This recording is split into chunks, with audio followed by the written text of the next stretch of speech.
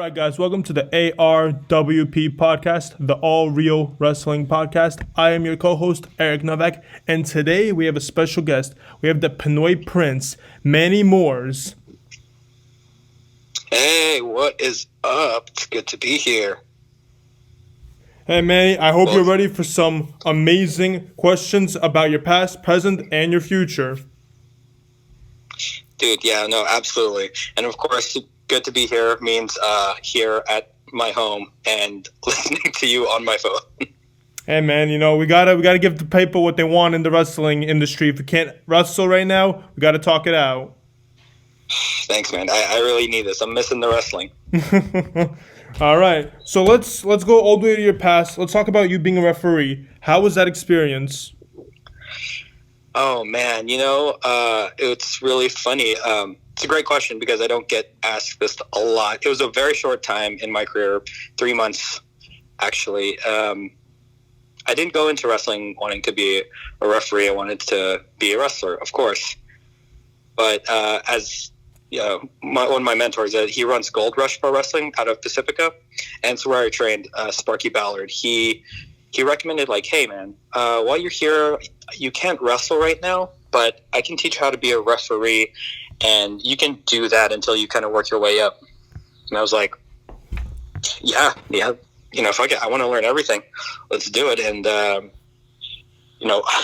first, I was just so nervous, even just being in the ring for the first time, like, in front of a crowd. But, I mean, I learned from the best, like Sparky Ballard. He's like maybe the best referee in Northern California, and learning like all his mannerisms, what to do when something goes wrong, how to help the people in the ring out, to, really be that third person in the ring. I thought that helped me immensely, just before I would actually start wrestling. But I actually thought it was super fun, like, well, one, you don't get all the pressure of actually wrestling, and you're kind of there for support, and I actually really dug that.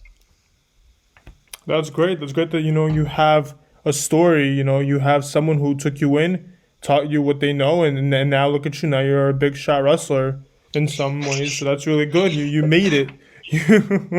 No, man, I appreciate it. It was definitely hard work, dude.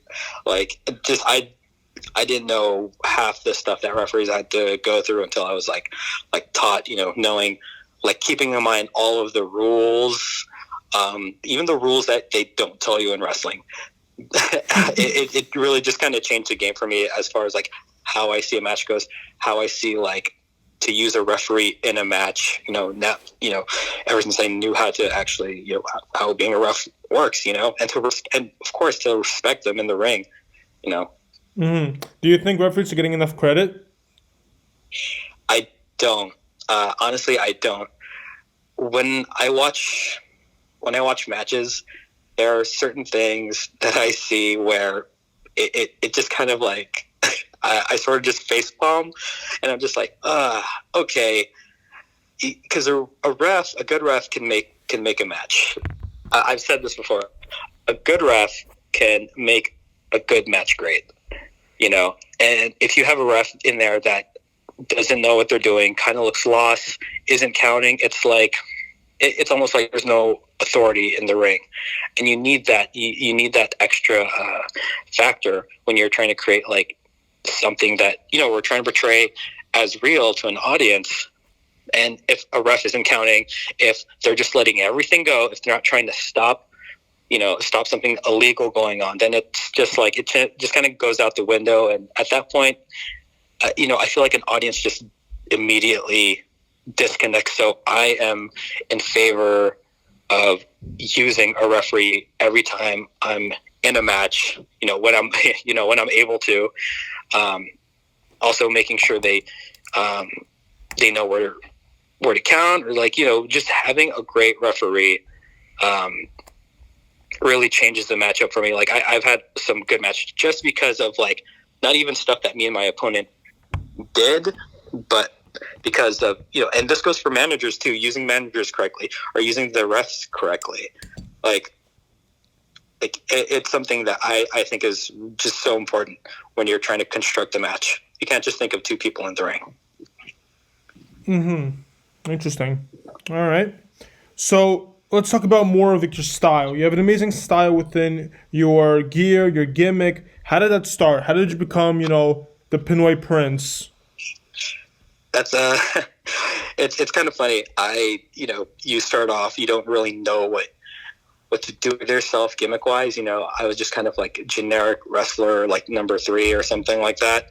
You know, uh, and for a while, I was just like, okay, I think my wrestling is kind of smooth, but I don't think I'm capturing an audience the way I want to capture them. And it took a long time. Like, it took 5 years to really come up with this Pinoy Prince gimmick. And I remember just kind of like just thinking to myself, like, what can I do? What do I like? What's something that people aren't really doing?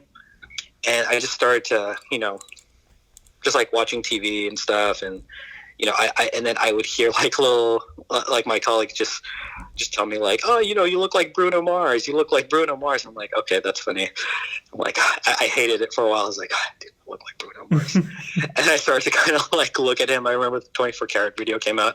I was just like, man, okay, I really dig his look. This kind of like, and it wasn't arrogance. It was just more like confidence. Like, he was just very smooth. Mm-hmm.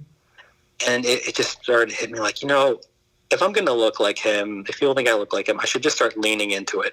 I should start dressing like, like really fly, just look really fresh, like when I come out, and just really kind of cool. He has like this kind of like funky, like sort of music behind him. And I come out to Evelyn Champagne, King's Love Come Down. And it's just like this really funky song. Mm-hmm. And I just kind of danced to the ring and stuff. And I thought, why does it have to be like arrogance? Because, you see someone who dresses really nice, someone who you immediately, the fans think, oh, this is someone who's really cocky, right? But I thought, I watched a lot of Parks and Rec too. And I think for me, if I'm thinking like of a babyface persona for my character, it's almost like, this is about treating yourself. I am looking like this. I got these clothes.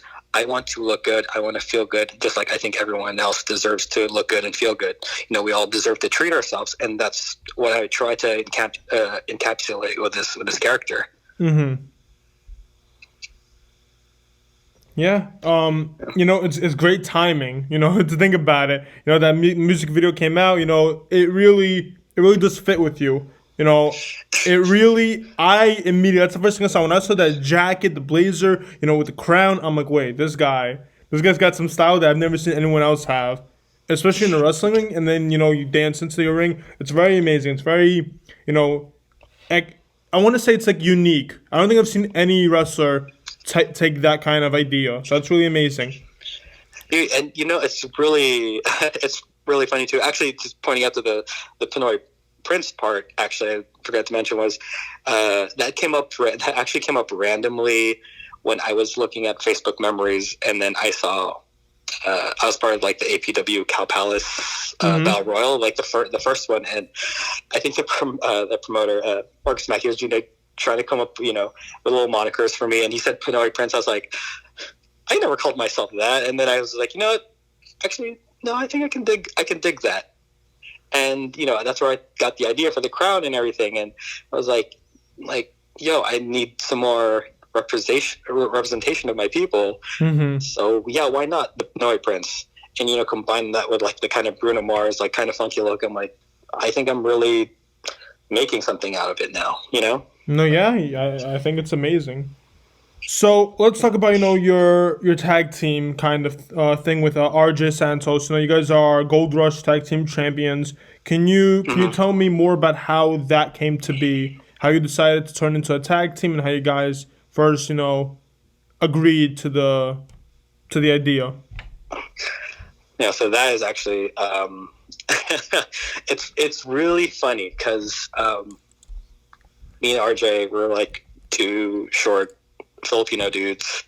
Kind of a similar. Our look gimmick wise is different, but our looks, you put two of us together, we look kind of alike. I see the bodyguard and the guy the bodyguard's trying to protect. Know what I mean? Like you're the prince and he's like your bodyguard. I don't want to take anything away from him because everyone needs a bodyguard, everyone needs protection, and he's got that scary look where it's like I don't want to mess with this guy. He's got some heavy metal material right there. Oh yeah, and I think that's what kind of like what works with us is there's a contrast, but there's also a similarity with us that you can there's a connection. It doesn't seem like we're just some rando like tag team.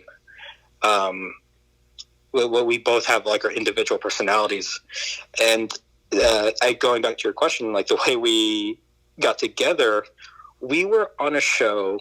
We're West Coast Pro Wrestling in South San Francisco, and we were just in a battle royal.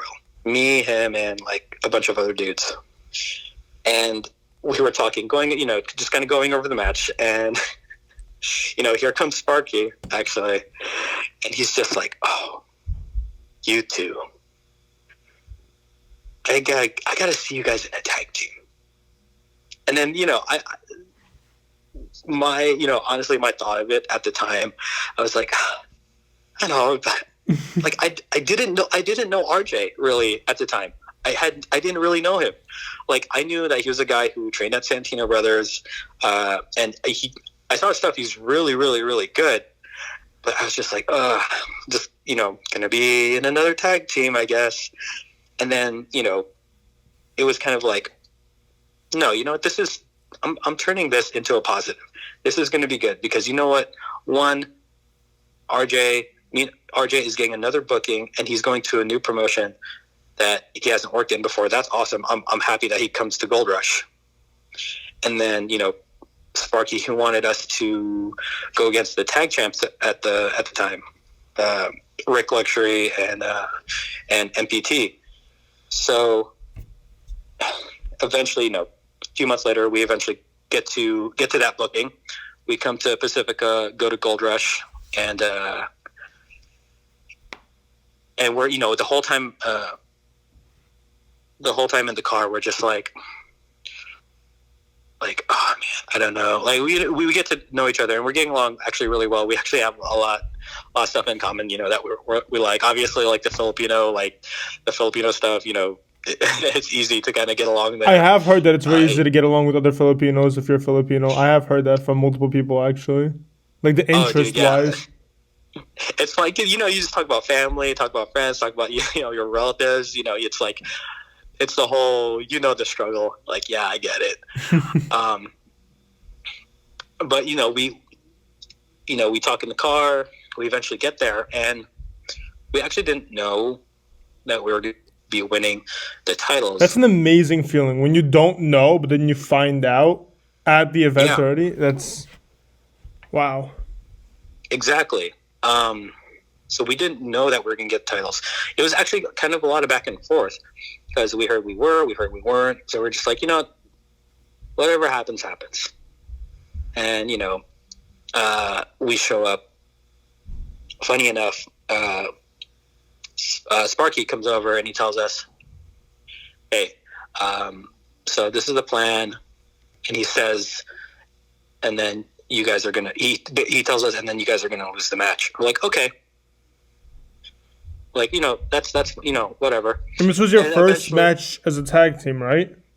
This is our very first match. And he wanted you guys to lose, dude. Exactly. So we're just like some random tag team, just like because he wanted to see us in the tag team. I'm like, all right, sure. And then eventually, like as we're just before the show, as it goes on. Eventually, we find out some things happen, and one of the guys, MPT, actually he isn't able to make it. So we find out, oh, okay, so it's going to be a 2-on-1 for the tag belts. We're like, are we still gonna lose? Like, that's kind of like, you have this team that you just got together, and then it didn't really make sense. So eventually Sparky comes up with this idea, like, okay, or no, Rick comes up with this idea, like, here's the plan.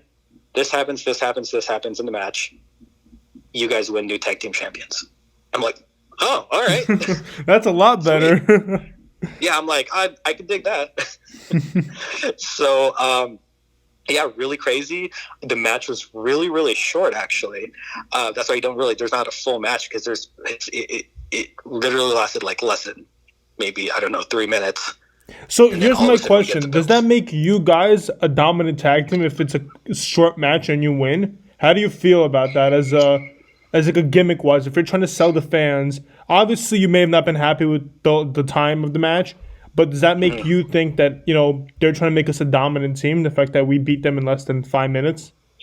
I don't think so. I think what it was, because it was a 2-on-1. It was, Rick is a veteran in that area, and he could have gotten one over on us, because we're like two younger, coming in younger into the business guys. But I think it makes sense if you can go 2-on-1 with somebody. It kind of equaled out, and Mm-hmm. I think that also gave the fans a kind of questioning, like, it probably gave them wondering if, like, are we actually dominant that we beat like one guy in like a 2-on-1 match. Luckily they were happy, because we were like the baby faces, he was the heel, so they cheered for us. It wasn't like, we look like bullies beating up like an older dude or something. But I think after like a couple other matches, people really started to get behind us and see that, oh, like, these guys are a good tag team, these guys are legit. Mm-hmm. And from then, did you guys, get more and more get chemistry? Like, did you guys like more and more find out that we dig this? We're a pretty good tag team. We can do more of this. Yeah, actually, we started talking about it some more, like, afterwards, because we're like super excited. We're like, oh, we got the belts. It was his first championship. My, like, I think it was like my second tag championship. Mm-hmm. And we're just like, yeah, let's run with this. Let's get some matching gear, blah blah blah. Let's see what else we can do with this. And then we started, kind of riding together with like other shows and stuff. Like, whenever we go to Gold Rush, obviously we'd be riding with each other. And so, yeah, there's starting to be more chemistry. It was like, what else can we do? What moves can we do? So yeah, it's really awesome when you're not just the only one excited. Like, your partner is also excited, and you guys are just on the same page. Like, Mm-hmm. yeah, let's fucking run with it, man. Yeah, I've always seen as tag team wrestling was a lot more. Well, not going to be biased over singles, but I feel like tag team is a lot harder than a singles match. I feel like the chemistry, the knowing when it's your turn, when it's their turn. I think it's more about time and just learning, knowing your partner and trusting your partner. Yeah, absolutely. I mean, it's easy to communicate. I'll tell you this: it's easier to communicate with one other person in the ring. But when you have three other people to try to communicate the same message to, that gets really difficult. Mm-hmm. All right. Well, one of my questions was, what do you prefer, tag matches or singles as a career for you? Oh, that's a great question. I'm starting to dig the tag stuff. I find that I work off people really well. It's because I can really bounce off other people's ideas. I can really bounce off like their character, and kind of um, mold myself into what they're trying to be. But I love being an individual, and having total control of like my own stuff too. Mm-hmm. Um, so God, that's a tough one. Because I know you have a lot of experience as a tag team, and I know you've been in more than one tag team. Oh yeah. But at the end of the day, when it comes to contracts and businesses, what is something that you're gonna want to do? Are you gonna want to be in a tag team, or are you gonna want to have your own singles run? Oh man, I think I would actually. This is funny. I think I'm gonna have to go. If it was like 49, I'd go 49% singles, 51% tag team. So I think I would actually start wanting to do tag teams like a little bit more in the future. It just seems like another art that needs to, that I've been in a lot of singles matches. I've been, in a lot of like battle royal matches, things, multi-person matches. But I think my tag team game can be stronger because I think that can be more of a challenge. Mm-hmm. It's a great response. Now here's another hard Yeah. one. If you were in a tag team, let's say it was any company, WWE, TNA, Impact, ROH, anything, New Japan, AEW, who was the tag partner of your choice? Oh my god.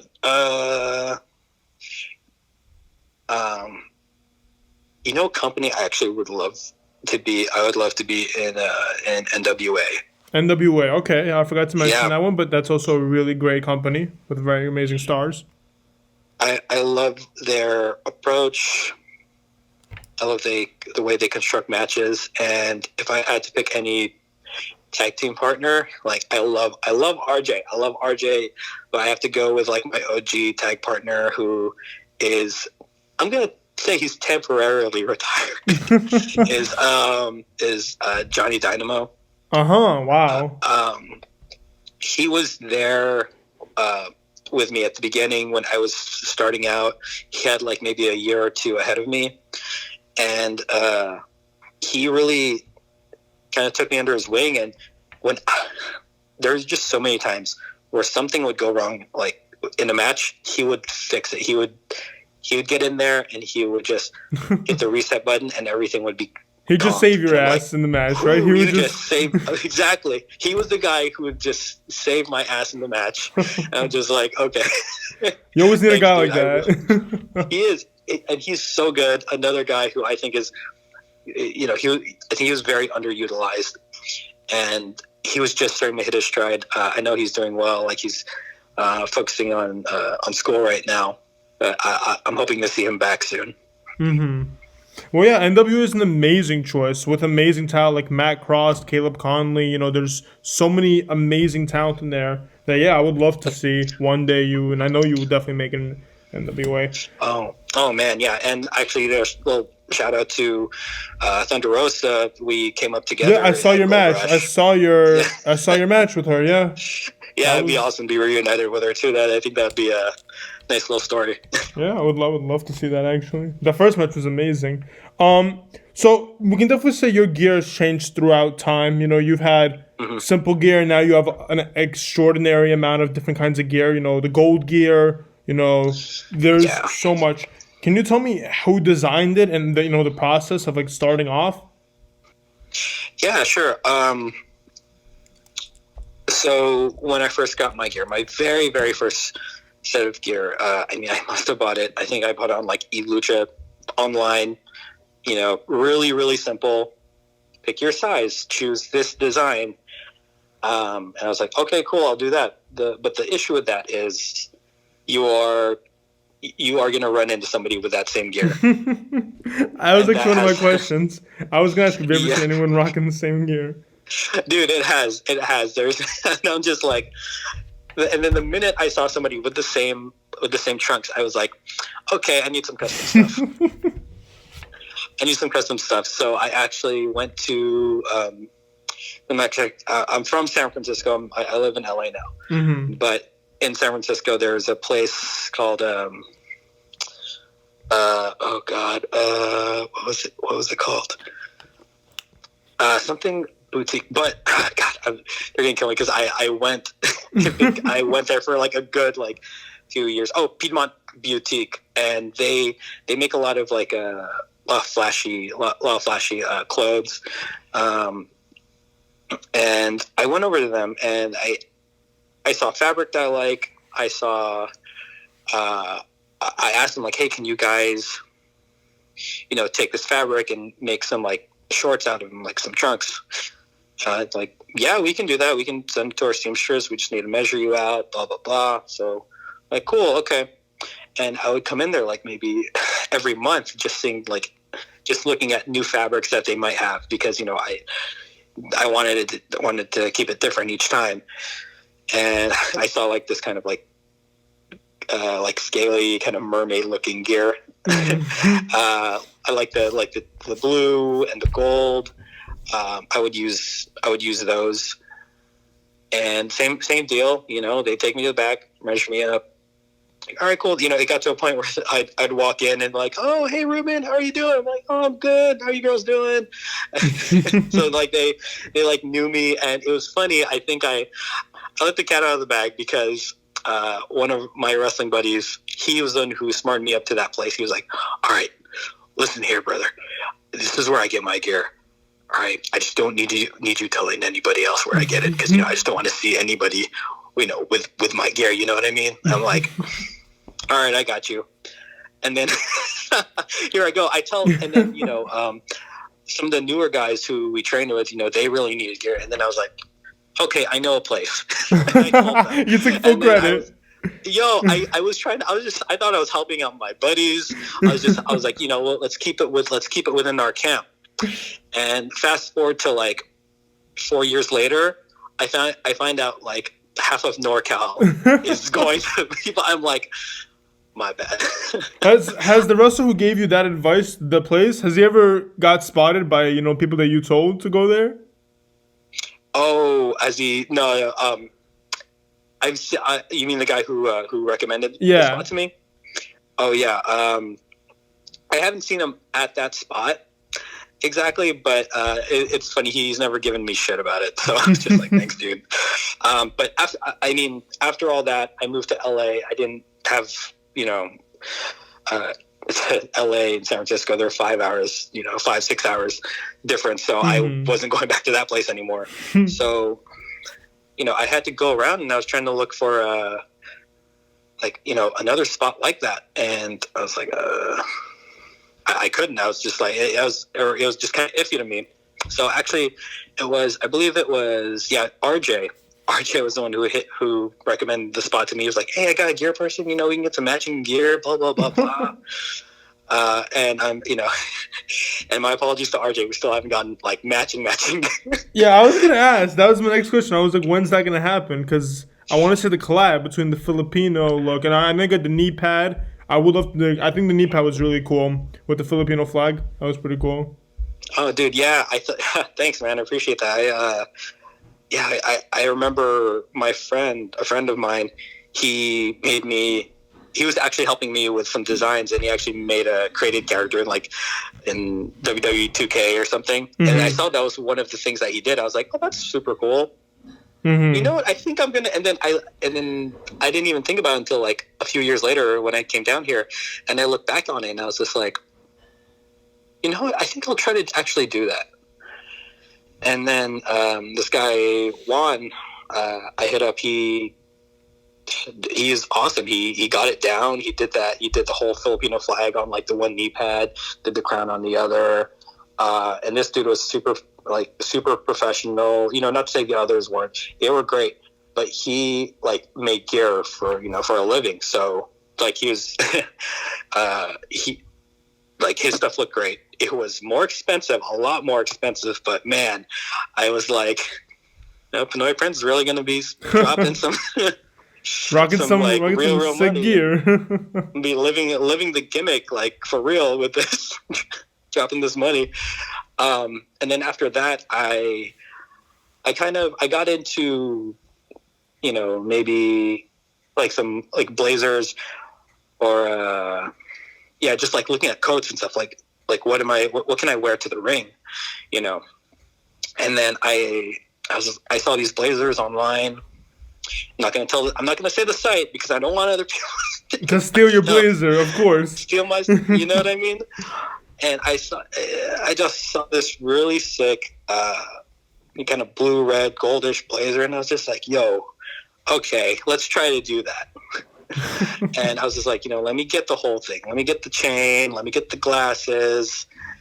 And I put it all together, and I put it on for the first time. I was like, whoa, okay, this is the look. I don't want to jinx it, but I have a huge feeling that like you're just gonna be wrestling one day, like at a big promotion company, and you're just gonna see someone walk around with that same blazer right before they change into the gear. It's gonna be. I hope not. I went back onto the site too to see if it was still there, and they said that they were sold out, or they weren't in stock anymore. And I'm just like, I just hope wrestlers didn't buy that blazer. Oh my gosh, hilarious. All right, so let's talk about some of your moveset. We know you're, a frog splash, hammerlock, helos kind of guy. Would you say that high flying is your main wrestling style? I would say, God, I'm a small dude, so it's almost like it is. But I really enjoyed like the technical wrestling a lot. Mm-hmm. The frog splash. I'm actually starting to try to move away from that a little bit. What can we see if you're trying to move away from like what can we see more of, or something interesting or new come into your move sets? Well, my main finisher that I hit is Tequila Sunrise. Mm-hmm. You kind of see it. I took it from Conan. He did it, and I saw like a variation of it where you do a Russian leg sweep, you turn the guy over, and you do a Manila Sunrise. And that variation I actually saw. I will say I stole from like T.J. Perkins, another Filipino. I was gonna talk about him in a few later questions, but yeah. But yeah, no, he was. I mean, of course, I have to look at his stuff, But yeah, more submissions, really, and kind of working towards that finisher. It's kind of a leg, arm, and kind of back, back hold. So, kind of transitioning my moveset into something more, more technical, or more kind of cerebral in that way. I want to wrestle for a long time, and jumping off the top rope is not good for my body. No, I agree. And already 5 years in, man, I'm starting to feel it, in my back and my shoulders. Sometimes when I sleep at night, man, I sleep on a certain side of my, I sleep on my right side because my shoulder has been hurting pretty bad. So I think for me, I want to work a little slower, be more technical, and that's actually part of the reason I tried to come up with this Pinoy Prince gimmick is I want to be more of a character, play that up a little bit more, Mm-hmm. No, yeah, I love the whole Pinoy Prince thing. Again, like I told you, that's one of the most fascinating gimmicks I've seen in a very long time. So kudos to you on that. Thank you. What's your pre-match ritual? Every wrestler's got something. It's either prayers or push-ups or stretching. What do you like to do before a match? Before a match, yeah, I definitely have my own. So after I talk to whoever I'm working with for a while, I have to be by myself, and I have to go over the match by myself for a few minutes, and just kind of stand there. I'll usually wander off on my own and just think about it, and just kind of just really get myself right. I don't listen to any music. I'm actually in a very quiet place in my own head, and then when I have to be in gorilla, when it's go time, I'm right there and I'm ready. All right, perfect. So just gotta stay alone, gotta think in your thoughts. That's a good one. I have not heard that answer. That's really cool. Yeah, man. So Thanks. You've competed in a lot of brands, APW, Gold Rush, FSW. The list goes on from there. But you've been jumping a lot. Santino Brothers. That's I want to say it's your home because that's where I've seen most of your matches. I've seen most of your work in Santino Brothers. But what's your goal after the independent league? If we talk about some signings, where would you like to sign first?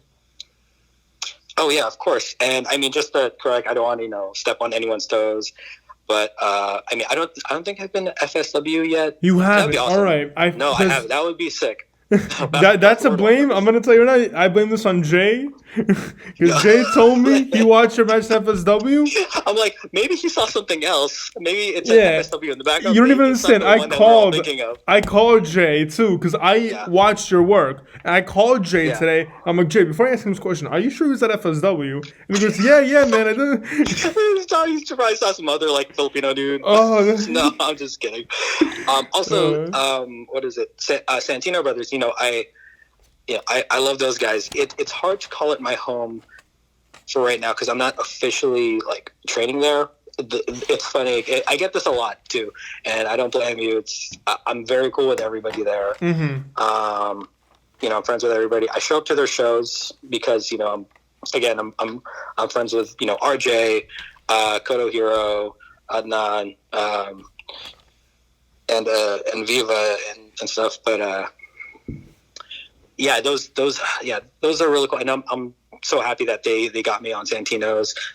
As you can see, their footage is really awesome. Those upload nights Yeah, are really great, I watched the and tournament. The tournament was beautiful. they're producing like some of the best talent here in SoCal, and all those guys like deserve something big. Telling you. Mm-hmm. But sorry. So back to your question. Where do I see myself in the future, man? I the goal for me is to really make a comfortable living wrestling, like wherever that is. I told myself I just want to live off wrestling. I don't want to have another job, Mm-hmm. and I don't need to be in a 9 to 5 anymore. I get because I've got a desk job. It's nice. It's not a lot like super labor intensive, so it's good for my health. Mm-hmm. Mm-hmm. And I mean, if I could live off selling merch, taking bookings, being flown out, to places, I think that would be awesome, man. Like wherever that is. If it's NWA, that's awesome. If it's WWE, that's awesome too.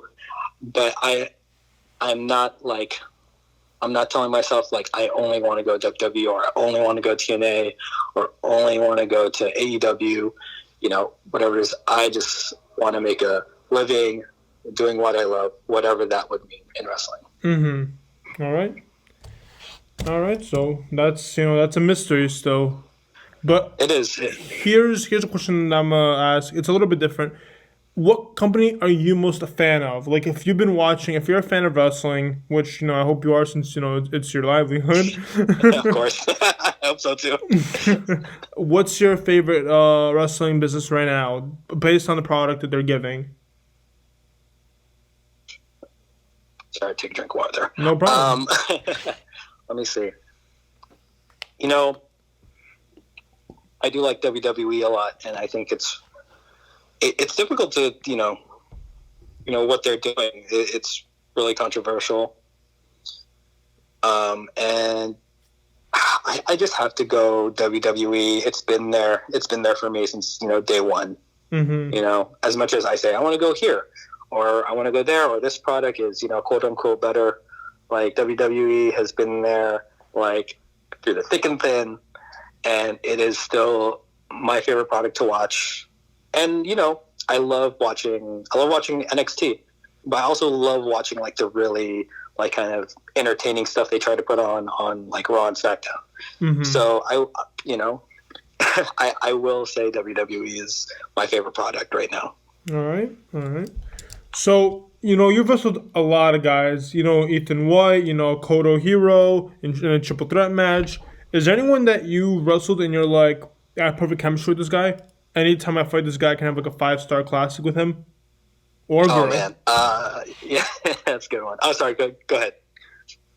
No, that was a question. That's everything. Okay, cool. I just want to make sure you got everything out there. Yeah. Dude, that's a good one. Me and Ethan, we came up together also, so we know each other's moves. I don't think he's wrestling anymore. Which kind of sucks because I would have loved to see more of a blow off between us. We've had so many matches. Mm-hmm. You also had a match with Snipes, also a really good match. Oh yeah, dude, me and Snipes. I will tell you right now, right now, Snipes is my brother. We've been riding up and down California together for like the past, like, I don't know, like how many months, like 4 months. And I would say every time we've been in the ring, we've had really good chemistry. I wish it was like more of our matches that we could post up, but we don't have that video right now, which is fine. But him, Snipes, me and Toxic Trent, we had a really great match. Also, it's another guy who I would love to work again. He wrestles at Hood Slam. He calls himself Brutal Rob Hands, but when we wrestled, he called himself Bobby Burger Hands. Mm-hmm. And I always really, really enjoyed that. This match that we had, a singles match, was really great for. It was a student show for Stoner U, but it just felt right, you know, like it was like one of those things where, you know, you watch something really satisfying and you just get that feeling inside yourself where you're just like, oh man, that was cool. That felt really nice. And it felt like that with us. And with, Snipes, Ethan, Burger Hands. I know, exactly. He's funny like that. We've all done, and of course, I mean, me and Thunder Rosa, I mean, if we could do it again, me and Thunder Rosa, I think would be great. I think we work off each other really well. Mm-hmm. Yeah, I know. Like I said, I watched your match. Thought it was amazing. I loved it. It was actually the most recent thing because, you know, I watched your stuff for a while ago, but, you know, I did a little bit like research before the interview too, just a little bit in the most updated. And that match came up again, and I rewatched it like right before I went to bed last night. And I was just like, wow, what an awesome match. Yo, thank you, man. Thank you. It was it was really fun. Was it the one in the bar? She was wearing gold, and it was like a really dark. I'm pretty sure you know which one? That was at a club. Yeah, it was like a club. Yeah, it was like a club kind of thing. You weren't really in your Pinoy like look. You had like black and like white boots, I think. Okay. Yeah, that's that was a good one. Yeah, I think I think if I had to pick any one of them, man, maybe Thunder Rosa, just because I want to see how we do now. Mm-hmm. You know. All right. Well, like I said, you know, there's so much time in it, and I really hope that does come to be, and then I could be like, hey, I've been waiting for this match since 2020. Exactly. Yeah, me too. On your last Instagram post, you posted a photo of 4 non-wrestling related stars that influenced you. It was Kanye West, Rufio, Prince, and Bruno Mars, correct? Correct. Why? Why did they influence you? This is awesome. Okay. So Bruno Mars, as we mentioned, obviously with the look and everything, you can see where that influence is with the jacket, how he carries himself, just very smooth, very cool. I'm like, I want to be that cool. Prince was also another inspiration because he also it's also just the way he carried himself, so just so confident, and he wasn't a tough guy. You know, no one would go to Prince and like, oh, you know, this guy will like kick my ass. But everyone respected Prince. Everyone like thought he was like the coolest, and people still didn't fuck with him, you know. Mm-hmm. And I was like, I want to be that guy. Like, I'm a small guy. Like Prince was a small guy, and I want to still, you know, walk. You know, I want to have my entrance and people be like, yeah, you can't touch this guy. Like no matter what happens in this match, like we still really respect him. Kanye, I picked Kanye because if you watch his Kanye interviews, you know, when I think of, you know, what the Pinoy Prince could be, you know, as a heel or as a bad guy, I think Kanye West, because I look into his interviews and he's just so obsessed with himself. He always thinks he's right, that he has the best ideas. People don't respect him. And he's like this genius. And I'm just like, that's really cool. Like, you know, like I remember like listening to this one interview where he was arguing about like like leather jogging pants. I started leather jogging pants. Now I see all these other people wearing leather jogging pants, and I thought it was so ridiculous. And I'm just like, I want to be like that. I was like, I wish I could just argue people about like leather jogging pants and how I invented it, and tell people just like F off. Yeah, just his arrogance, his like cockiness. I'm just like, I would love to like embody that too, like, in promos. Just get people to hate you for just being so confident. But he's also like a genius too, right? Like he writes really great music. Rufio, he was another inspiration. This one was like, when he was probably like one of the first Filipinos I saw like on film, and I thought, and he always stuck with me when I was a kid, because I was like, here's this kid, here's Rufio, he looks like me, and when you're watching movies, TV shows, Power Rangers, I grew up on like Power Rangers a lot. I would see like Jason or like Tommy, I'm like, oh, those guys don't really look like me, but I want to be like them. Mm-hmm. And when I saw Rufio, I'm like, I want to be him, and he looks like me, and he's also like that cool kid. Everybody looks up to him. So I take that inspiration of representation from like Rufio, like a guy who like you don't normally see on top, and Rufio was that guy on top. And just like a prince, he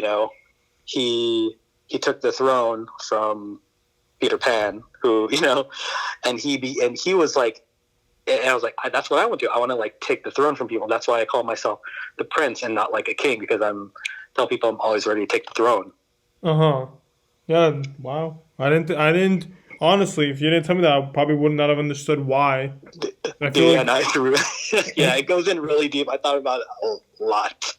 Well, then this should be a little bit hard for you. Now give me 4 wrestlers that are related to wrestling inspired you to be who you are.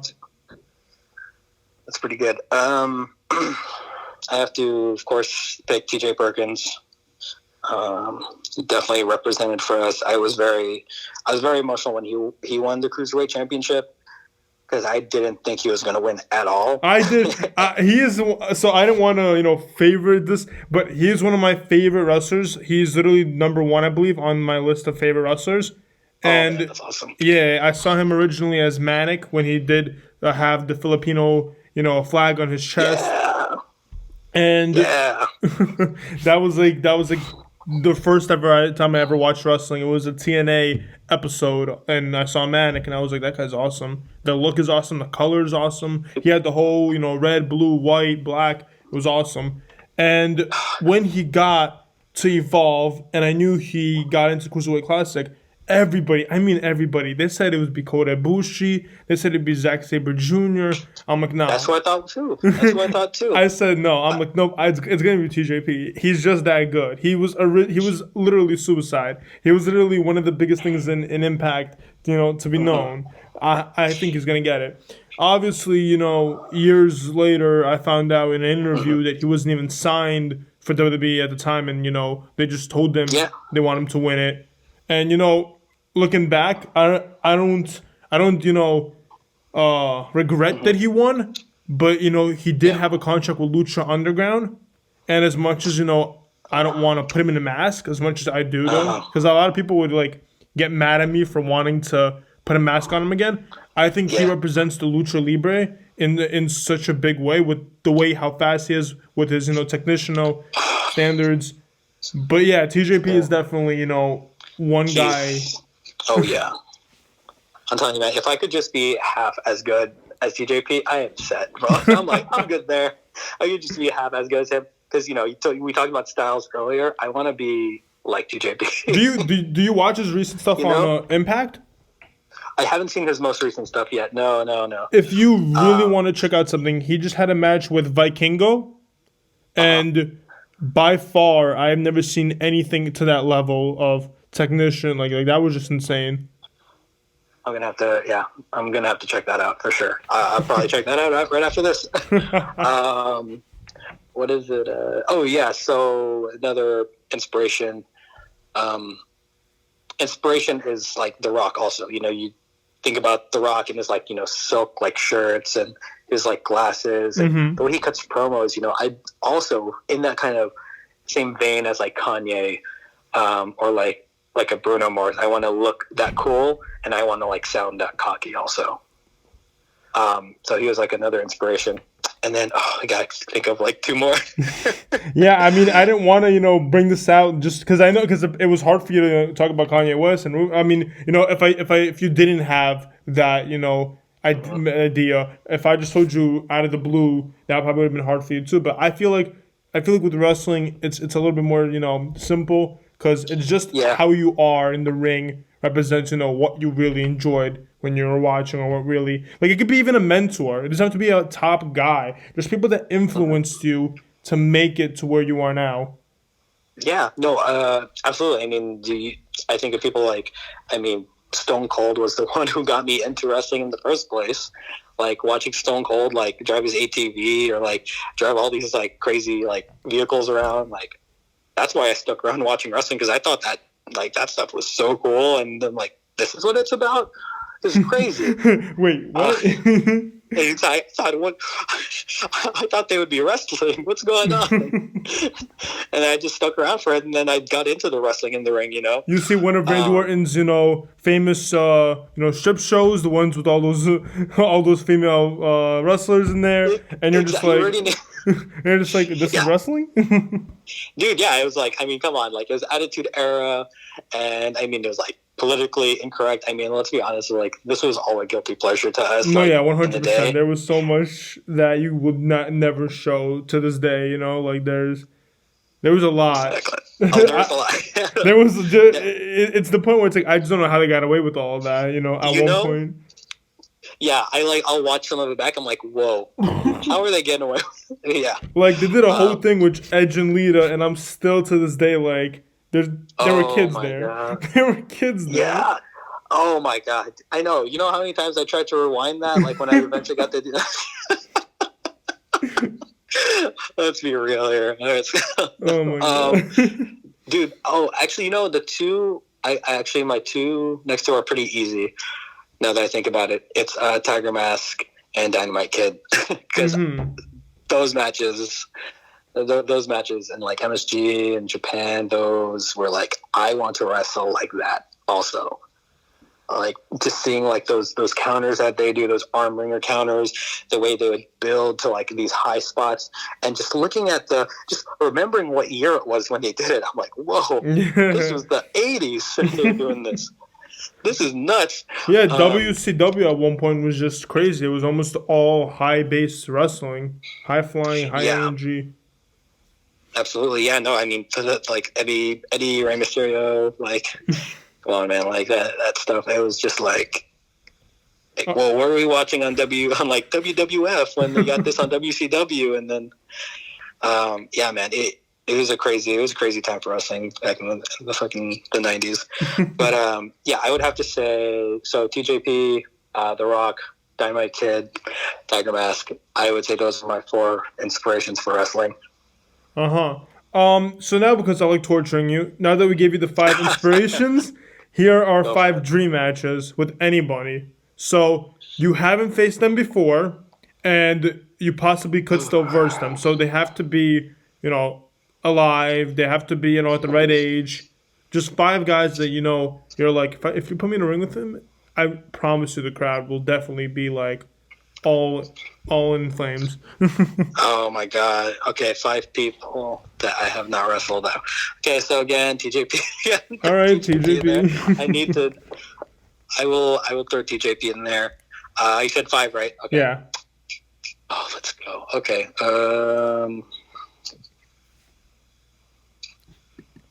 I want an Orange Cassidy match. Orange Cassidy. All right.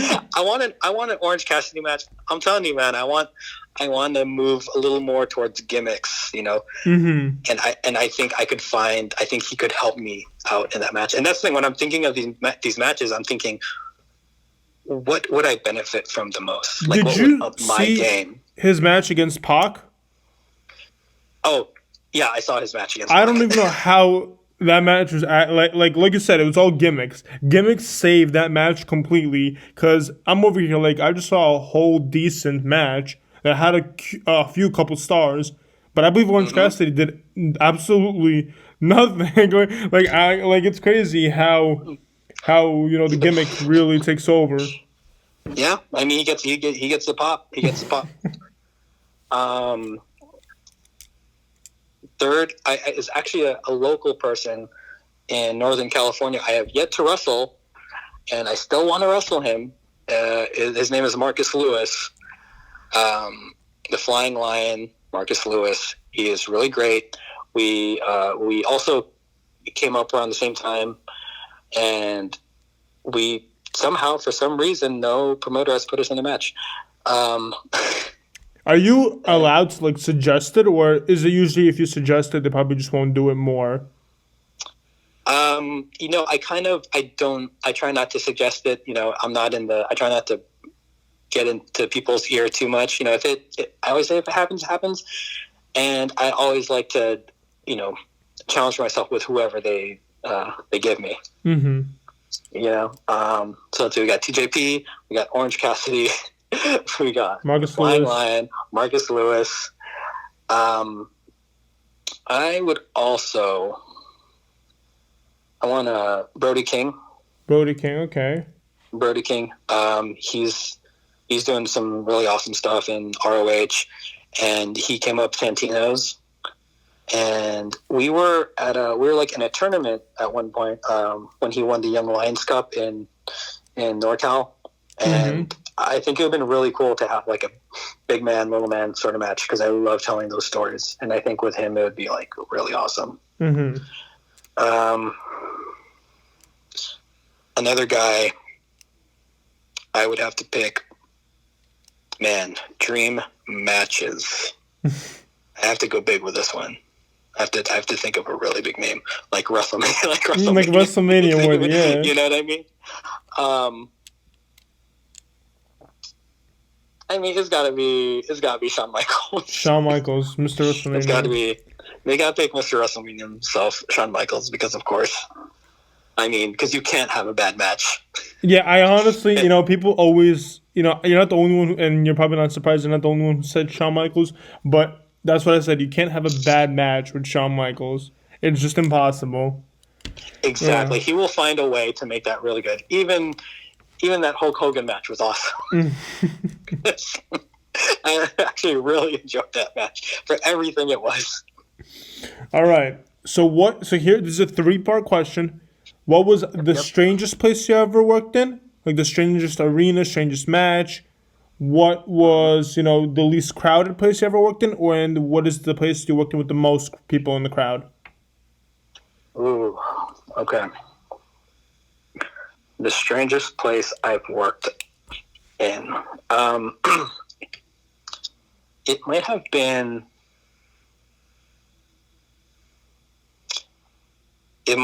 been. Oh, it was this college, just like in Oakland. It was like super religious. I think it was like a Christian school. Mm-hmm. And we worked like in their theater, so there's like seats facing you. There's no seats like around you. It's just seats facing so it's like NWA basically. Yeah. Like something like, yeah, exactly. But it's just like what did you see in like a play? That was weird. More because of circumstance, because I had to dress up like a penguin. And wait, I have to know the story. You can't. All right. So these guys, they do this thing called Hawkamania. The Hawk is their mascot. Mm-hmm. And they have a match where they actually wrestle each other, like a couple of the students who throw together. They're really super nice guys. And they come to Sparky Ballard School, and they train for like a little bit. We show them some stuff, and then they get a few of us, like wrestlers, to do a match.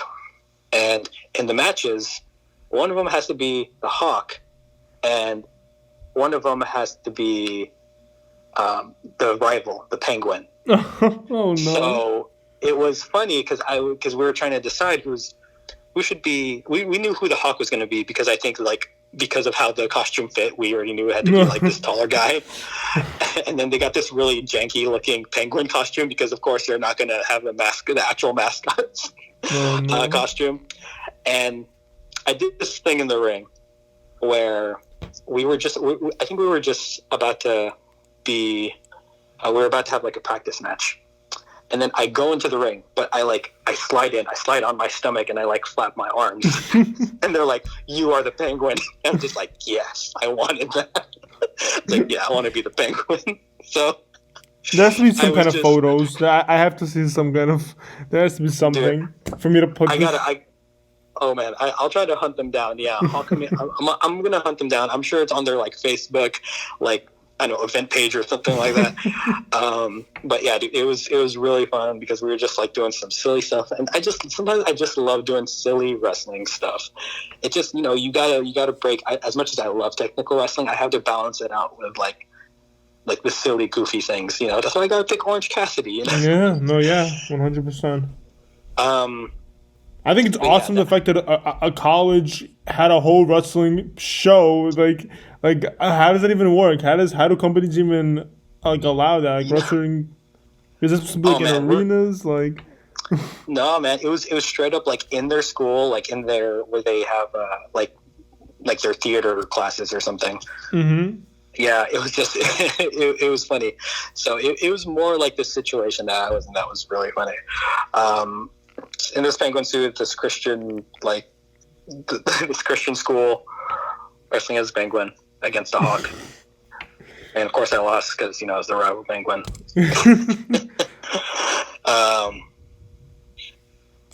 Let's see. Biggest place, biggest crowd was. It's got to be the Cow Palace. When I was part of the Battle Royal, that was there was a lot of people there. I remember coming out. I just came out. I was like, "Whoa!" I've never wrestled in front of this many people. And when I actually got into the ring, because they did Royal Rumble style where it buzzes, your music plays, you come out. I came out. I was like, "Wow!" And it's really cool because it was like it's my hometown too. It was in Daly City, and there's this guy, Lars Fredrickson. He played for Rancid, and I actually really like Rancid. And he was sitting there front row. I'm like, "Oh, cool! I am wrestling in front of Lars Fredrickson. This is super cool." He gets to see me do my thing, and then I see I'm feeling like a kid, in these little moments. And then did you try to eliminate yourself near him? Like when they throw you at the ring, did you try to land on his side of the? I should have landed on his side. I was like. I should have just been throw me over there. Just be nice to meet you. Just land on his lap. But that would been hilarious. That was the biggest. Yeah, dude, that was the biggest crowd. It was awesome. I mean, looking forward to having more crowds like that in the future. Smallest crowd. Ooh, I was at a student show.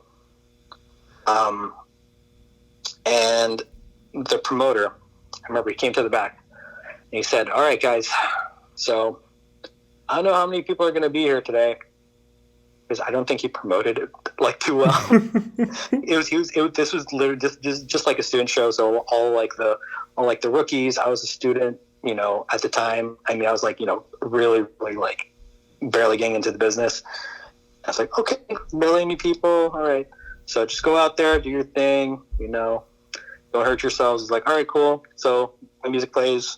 I come out, look to my left, nobody there. I look to my right, 2 people there. Oh, okay. So at least I was like, somebody. I was like, all right. And I'm just like, all right, let's go. That's enough for me. That's enough for you got to keep it. I didn't know what to do, and see, that was also a huge challenge.